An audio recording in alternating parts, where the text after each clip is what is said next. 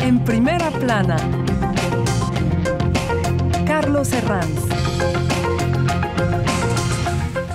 Bienvenidos en Primera Plana, un programa de Radio Francia Internacional y de France 24. Esta semana ya verán qué tema tan interesante tenemos. Vamos a hablar de la relación entre los jóvenes de la generación Z, que cada vez se sienten más atraídos por votar por extremos políticos. Especialmente lo estamos viendo aquí en Europa con el caso de la extrema derecha. Nos acompañan 4 invitados hoy que ya les presento. Henri Hernández Baiter es docente e investigador en la Universidad de Lille, aquí en Francia. Bienvenido. Muchas gracias, Carlos. Alice Freund es psicóloga clínica y psicoterapeuta. Bienvenida. Gracias por la invitación. Va a ser muy interesante también tener la perspectiva de la psicología en este asunto. Alejandra Peña Morales, profesora e investigadora de la Universidad de Bretaña, especialista en estudios de género. Bienvenida. Hola, gracias. Y en duples, desde Bruselas, contamos con Javier Carbonell, él es director adjunto del think tank Future Policy Lab. Bienvenido. Buenos días, muchas gracias por invitarme. Extremismos políticos y generación Z, hoy nuestro asunto en Primera Plana. Comenzamos. Las ideologías fascistas y antidemocráticas resurgen y con fuerza entre la generación Z, es decir, los jóvenes nacidos entre 1995 y 2012 de toda Europa. Según la fundación alemana TUI, atención, el 21% de esos jóvenes preferiría vivir bajo un gobierno autoritario, mientras el voto de extrema derecha se dispara entre los menores de 25 años. Lo vemos en Polonia, Rumanía, Portugal, España, Francia, Italia, Alemania. Los partidos de extrema derecha han logrado importantes resultados aupados por el voto joven, sobre todo masculino. Quizá el quedarse atrás no sea solo un fenómeno geográfico, sino generacional. Recuerden la famosa cita de Churchill: la democracia es la peor forma de gobierno, excepto todas las demás. Quizá lo más peligroso es que esta generación Z esté dispuesta, por desesperación, a explorar otras formas de vida en común no democráticas. Repasemos lo que dice la prensa. Diario ABC. La derecha radical europea también seduce a la generación Z.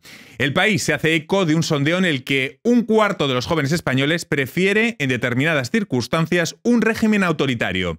Aquí en Francia, el Cuguega Internacional se pregunta hasta dónde llegará el reagrupamiento nacional con la cara joven de Bardella, que tiene una gran estrategia en redes sociales para seducir a jóvenes.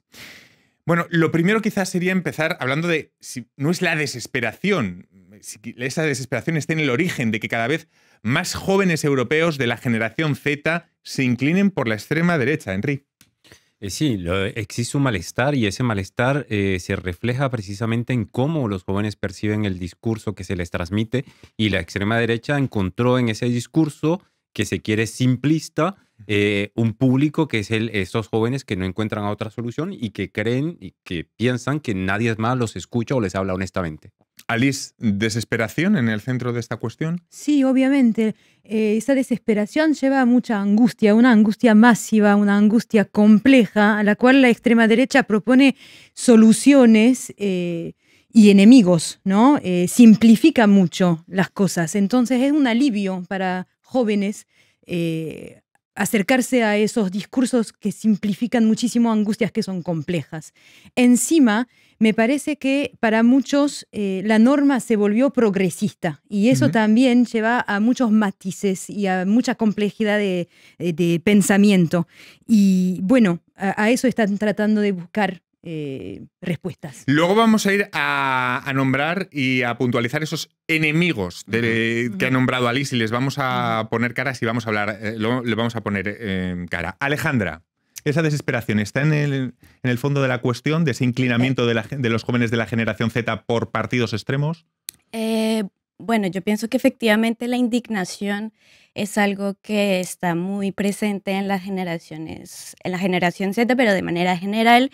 Y efectivamente esta indignación ha llevado a las nuevas generaciones a politizarse, pero realmente me parece que es una franja bastante pequeña la que ha decidido irse por cuestiones o ideologías de extrema derecha. Pues recordemos que efectivamente si tomamos los resultados de las elecciones europeas, 34% de los jóvenes votaron por la extrema derecha, pero casi un 40% votaron por partidos de izquierda. Entonces, efectivamente hay una polarización, pero pienso que deberíamos matizar esta derechización de las juventudes o ponerlo en un contexto de la sociedad general y preguntarnos cómo de manera general nuestras sociedades europeas, nuestras sociedades occidentales se han ido ultraderechizando en los últimos años y no particularmente las generaciones más jóvenes. Bueno, para puntualizar, no sé si están de acuerdo, cuando hablamos de generación Z estamos hablando de esa generación nacida entre el 95 y 2012,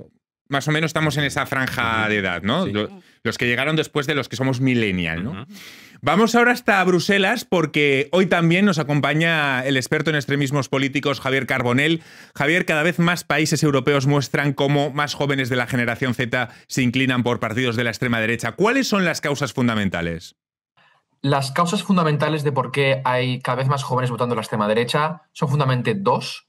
Una es una situación de cabreo institucional bastante grande de los jóvenes con la situación actual, con la democracia actual, y entonces se vota más a partidos de extrema izquierda y de extrema derecha. Los partidos de extrema derecha actualmente son los que presentan la mayor respuesta antisistema contra la situación actual. Y la segunda razón tiene que ver con que hay una creciente brecha de género entre hombres y mujeres, con las mujeres en general votando un poco más hacia la izquierda y con los hombres jóvenes votando masivamente más a la extrema derecha, aunque hay diferencias entre cada país. Vamos a ir luego también a esa diferencia entre géneros. No sé si podríamos decir, Enrique, hay una decepción de esos jóvenes con la generación y la clase política que les prometió, en cierta forma, un futuro a través de un itinerario de estudios, de universidad. Es decir, son jóvenes que se sienten, no sé si traicionados por el sistema o decepcionados con algo que les prometió el contrato social.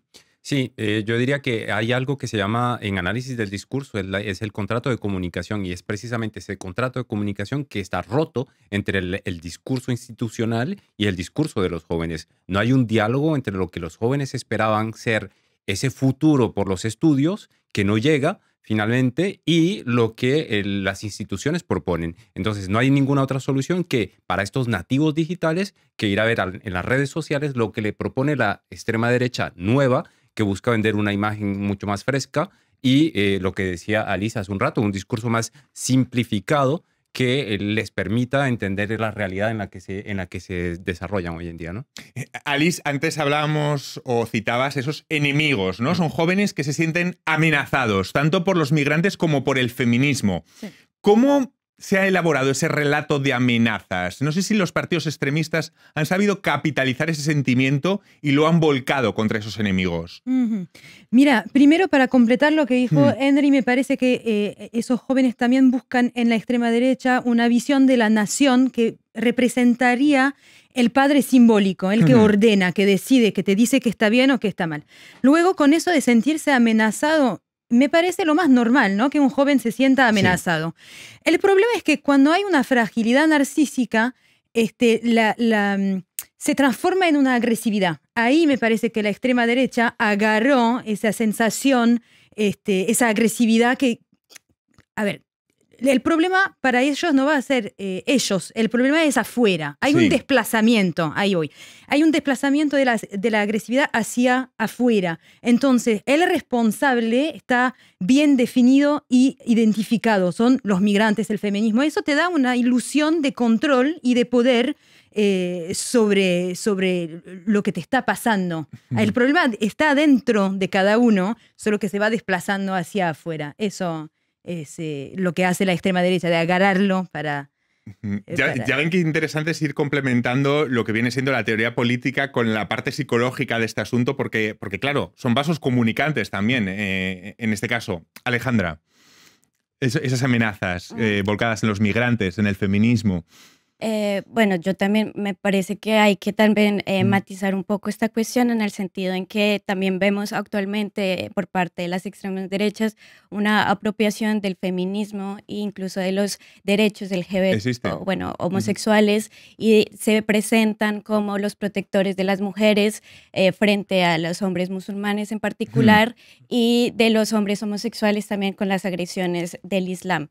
No en todas las, perdona que te puntualice, no en todas las extremas extremas derechas europeas pasa eso, pero Sí. sí en algunos países, que ese es el En discurso particular, nuevo de Le Pen de ustedes tienen estos derechos, pero ojo, porque vienen los migrantes y se los pueden robar. Claro, entonces este fenómeno de femonacionalismo o de homonacionalismo es algo que estamos observando y al cual tenemos que ponerle mucho cuidado. Lo que se ve en Francia en particular ahora es una cristalización frente a la cuestión trans y cómo la extrema derecha considera que la cuestión trans es algo que pone en peligro la sociedad occidental y entonces, bueno, se ha ido desplazando y hay una especie de purple washing que intentan hacer las extremas derechas y de hecho eso también es lo que hace que muchos jóvenes adhieran porque supuestamente son ideologías ahora feministas e incluso homo-friendly. Vamos a volver a Bruselas con Javier Carbonell. Ese perfil de votante joven de ultraderecha ha estado impactado por numerosas crisis socioeconómicas, pero es un perfil masculinizado. Hablamos de hombres jóvenes. ¿Se sienten amenazados en particular por el feminismo, Javier? La razón de que los jóvenes, especialmente hombres, votan a la extrema derecha tiene mucho que ver con el feminismo, pero no solo. Hay un elemento fundamental de cabreo con el sistema económico, porque los hombres jóvenes han visto declinar su nivel de ingresos, su nivel de riqueza, su nivel de poder adquisitivo en las últimas décadas. Antes, un padre de familia podía mantener a toda una familia con un solo salario y actualmente los hombres jóvenes no pueden hacer eso. Las mujeres jóvenes tienen también una situación precaria muy grande, pero han mejorado de una situación donde no podían digamos, acceder a tener un buen trabajo, a tener un nivel educativo. Ahora las mujeres se educan más que los hombres, van más a la universidad. Esto ha provocado en los hombres una sensación de declive que hace que los discursos nostálgicos de volver al pasado sean muy atractivos para este tipo de electorado. Obviamente hay un elemento fundamental de crítica al feminismo, porque el feminismo obviamente critica los privilegios que han disfrutado históricamente los hombres. Pero también hay un elemento económico de que el declive económico de los hombres jóvenes explica en parte este voto creciente hacia la extrema derecha. Por primera vez en la historia lo que estamos viendo es que las mujeres jóvenes van más a la universidad que los hombres jóvenes. Y esto ha llevado a un punto en el que actualmente las mujeres jóvenes ganan más dinero que los hombres jóvenes. La brecha de género se ha revertido entre los menores de 25, ganan más ellas que ellos. Esto es la primera vez que pasa en la historia. Y de ahí que muchos hombres jóvenes, especialmente los que no van a la universidad, especialmente los de clase trabajadora, son los que están sintiendo más este declive económico que luego la extrema derecha es muy hábil en politizar en contra del feminismo. Qué quirúrgicos, Javier, cómo nos va llevando ya ese perfil ya mucho más detallado de un joven de menos de 25 años con no tiene perfil universitario, que es más bien obrero y que se siente como esa brecha salarial respecto a la mujer ha empeorado considerablemente. Vamos a comentar ese perfil en concreto y también les quiero preguntar, porque claro, hablamos de jóvenes Z europeos, pero estamos viendo a esa misma generación en otras partes del mundo justo luchando por lo contrario, por más libertad. Estoy pensando en Marruecos, en Nepal. Lo vamos a comentar a vuelta de pausa en Primera Plana. Hasta ahora. RFI, la selección del mes. Victony et Olamide.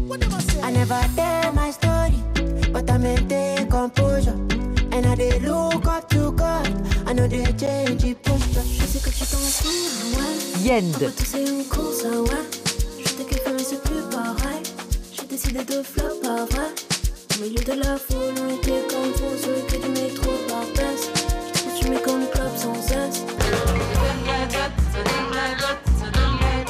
Nouramin Semali.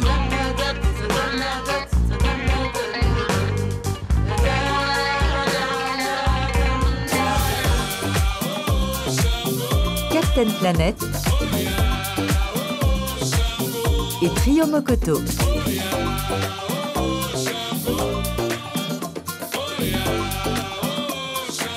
RFI.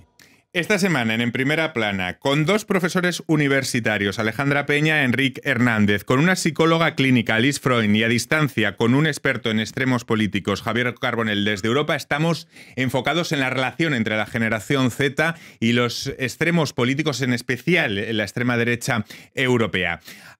Antes de la pausa estábamos hablando de ese perfil de joven varón de menos de 25 años que se siente amenazado por el feminismo, que entiende que la brecha también socioeconómica ha perdido en ella respecto a años anteriores. Pero les quería preguntar también, porque claro, estamos enfocados en jóvenes Z europeos, pero estamos viendo también a esa misma generación en otras partes del mundo, justamente luchando contra autoritarismos o defendiendo libertades, caso de Marruecos, Nepal. No sé si hay que diferenciar el contexto de esta generación Z. Alejandra, ¿qué le parece?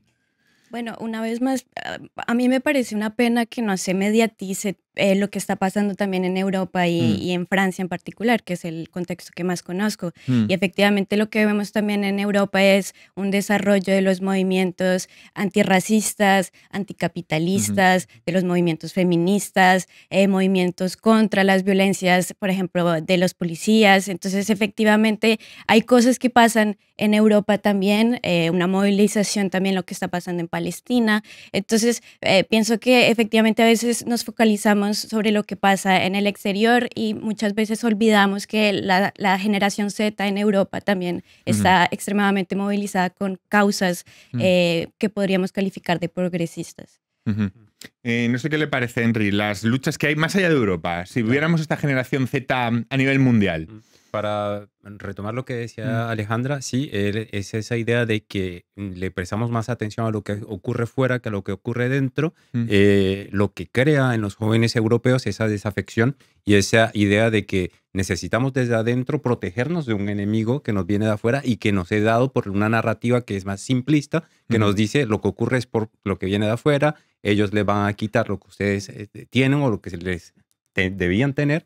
Y por eso se crea este conflicto, ¿no? Ahora, con respecto a lo que ocurre en Nepal o en Marruecos, no estamos en el mismo contexto, claro. ¿no? Lo único que les une, digamos, es la generación. La generación. Es la única, ¿no? El único punto en común. La percepción es completamente diferente, ¿no? Y depende precisamente de qué, de esos repertorios narrativos que tienen a la mano los jóvenes y que buscan precisamente, por un lado, más libertades en Nepal y en Marruecos y en otros países, y por el lado europeo busca más bien una idea de protección, ¿no? De esa identidad nacional que les permita sentirse seguros dentro de su país. Alice. Es que me parece que en todas partes del mundo los jóvenes necesitan poner en cuestión el orden tal cual como está establecido, ¿no? Entonces sí, en algunos países lo que van a luchar, lo que van a luchar por más libertades, van a tratar de hacer cambiar el orden para más libertades. Acá la rebeldía se desplazó, como que de algún modo critican una orden, pero tratando de defender ideas e ideologías retrógradas. Eso es lo que nos sorprende. Claro, acá. porque se ha vuelto lo contestatario, quizá. Sí.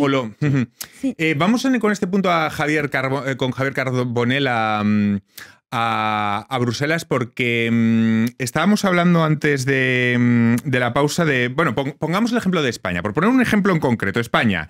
50 años después de la muerte de Franco, hay un repunte de esos jóvenes de la generación Z que están votando por Vox. Claro, ninguno de ellos conoció al dictador. Son jóvenes que no conocieron la dictadura, que han nacido en democracia, en una democracia asentada, que se les presupone una educación lo suficientemente sólida como para no banalizar lo que pasó con la dictadura.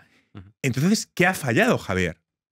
La razón por la cual muchos jóvenes están votando o tienen una cierta nostalgia hacia el franquismo realmente no es una nostalgia verdadera. La nostalgia realmente no es querer una vuelta al pasado, es criticar lo que le falta al presente, que se creía que en el pasado sí que estaba, que sobre todo tiene que ver con una idea de progreso, de la idea de tú estudias, trabajas y vas a tener un buen trabajo, vas a tener una vivienda, vas a poder formar una familia. Esto actualmente no es así, lo que lleva a muchos jóvenes a convertirse casi en antisistemas, en criticar al sistema establecido actualmente. Y actualmente, especialmente en España, dado que los gobiernos de izquierda, los partidos de izquierda están en el gobierno, hace que la extrema derecha sea casi el único partido antisistema o anti-establishment que tenemos actualmente en España. Y por eso se van tantos jóvenes ahí. Pero realmente la nostalgia del franquismo no es una nostalgia real por volver al pasado, es más de una crítica del presente. Nombraba antes, Alejandra, que también hay unos jóvenes que se preocupan por otro tipo de problemas. Está el tema del ecologismo. Podemos enumerar quizá algunos de los problemas que les preocupan a esta generación Z de jóvenes para entender mejor cómo votan. Se suele citar el precio de la vivienda, la salud mental tras la crisis sanitaria, la ecología, la falta de oportunidades, pero quizá, no sé si los partidos tradicionales no han sabido responder a estas cuestiones con políticas eficaces. Alejandra. No, sí, efectivamente, digamos que en los últimos 40 años lo que ha visto la población en los países europeos es la destrucción del Estado benefactor y la destrucción de los servicios públicos. Entonces, efectivamente, eso lleva a que las condiciones de vida sean muy complicadas. Otros colegas de otros medios en Francia, por ejemplo, también hacen reportajes sobre las condiciones de los estudiantes que tienen que saltar comidas, que no comen bien. Entonces, efectivamente, los últimos 40 años de los partidos que han estado en el poder no han podido responder a las demandas reales de la población y de la generación Z. Voy a tirar un poco de ese hilo porque, Henry, dicho de otra forma, en un continente envejecido como Europa, los políticos no se dirigen tanto a los jóvenes Z porque su masa de votantes suele estar más entre los baby boomers. ¿Y ese cálculo también se tiene en la cabeza? Sí, sí. Hemos visto últimamente como la importancia que se le da a los pensionados en el discurso político y sobre todo en las reformas que se llevan a cabo en el gobierno, ¿no? Y vemos cómo los relatos se van construyendo en torno al público al que me estoy dirigiendo, ¿no? Y cuando se dirigen a los boomers, pues hablamos de cosas de poder adquisitivo de esta población. De los jóvenes hablamos transformamos y traducimos los relatos con respecto a lo que les interesa, ¿no? La vivienda, el trabajo, la estabilidad, etcétera.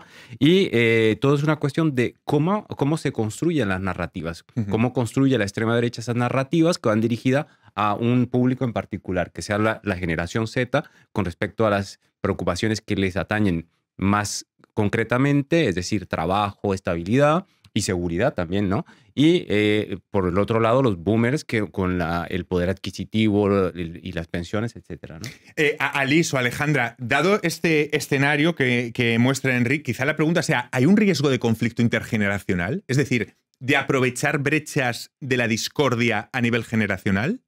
Alice. Alejandra, me parece que estás más especialista que yo en ese campo.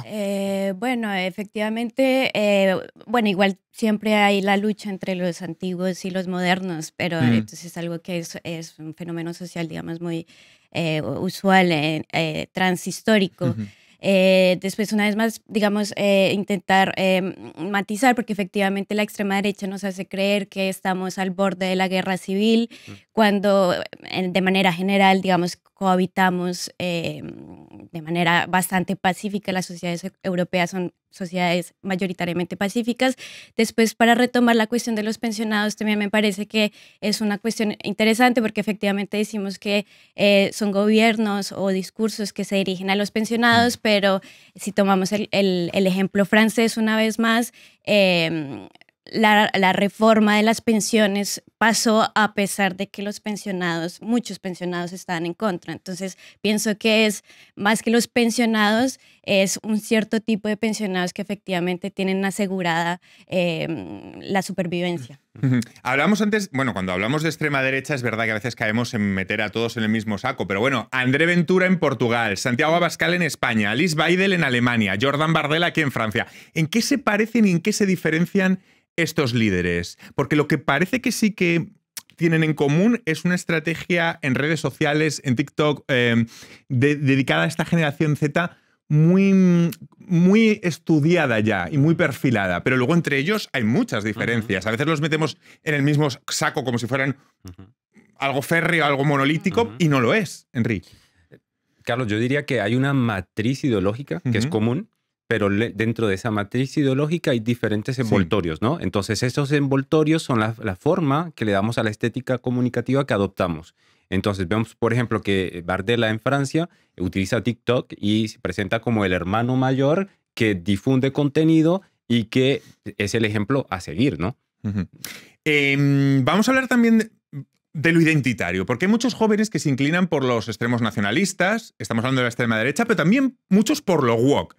Y si algo tienen quizá en coincidencia es que ambas cosas son identitarias y descalifican la política del pacto, de la concesión, de la coalición en la que Europa se ha fundamentado durante décadas, en no conceder nada al otro. El riesgo, Javier Carbonell, Bruselas, el riesgo más evidente es el de búsqueda identitaria en opciones políticas en detrimento del contrato social y el pacto democrático. Lo que buscan los jóvenes en los modelos autoritarios en realidad es paradójico.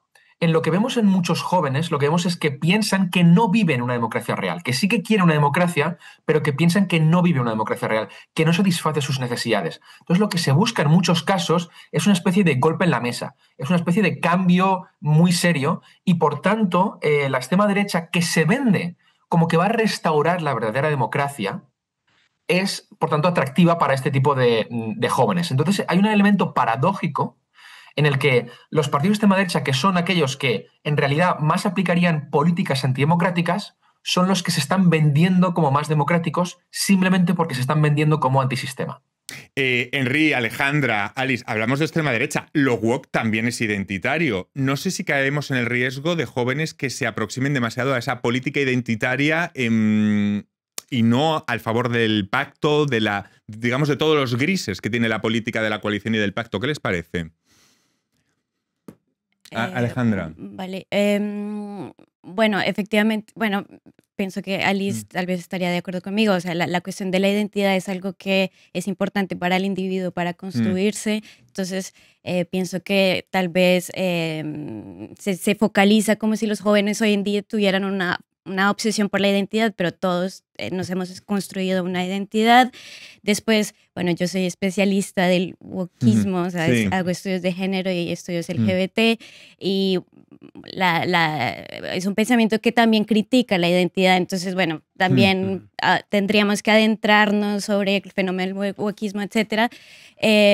Pero pienso que lo que dice Javier es la cuestión del hartazgo, es decir, que las personas salen a manifestar y no pasa nada, la gente vota para una cosa y pasa otra cosa. Entonces pienso que es efectivamente el sentimiento de que no estamos viviendo en democracia, o por lo menos que esas democracias están en crisis porque no traducen institucionalmente la ira y la cólera de las poblaciones, que hace que efectivamente la gente vote por las extremas derechas. Nos vamos a quedar ahí porque no tengo tiempo para más. Muchísimas gracias, Alice, Henry, Gracias. Alejandra y Muchas gracias. Javier, y a todos ustedes hasta la próxima semana aquí en Primera Plana. Gracias.